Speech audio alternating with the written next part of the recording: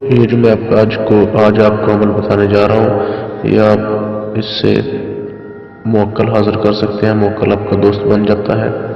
21 दिन का दोस्तों ये अमल है, तो इसमें किसी किस्म का परहेज नहीं है, हसार नहीं करना, और किसी भी महीने में किसी भी दिन आप इसको शुरू कर सकते हैं।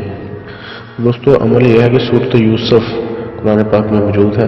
सूरत यूसुफ की आयत नंबर 63, तस्वीर भी आपके सामने दी जा रही है। सूरत यूसुफ की आयत नंबर 63, जिसके अदाद 1168 हैं। एक ही नशिस्त में यानी कि एक ही जगह पर बैठकर आपने पढ़ना है। तो इससे पढ़ने से आयत का मुवक्किल दोस्त बन जाता है।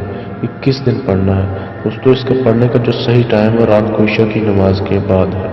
तो इसे आप पढ़कर अपना मतलब पूरा कर सकते हैं। वो आपका दोस्त बन सकता है और आप उससे किसी भी किस्म की इंफॉर्मेशन ले सकते हैं और जायज़ मकसद में आप उसकी मदद ले सकते हैं।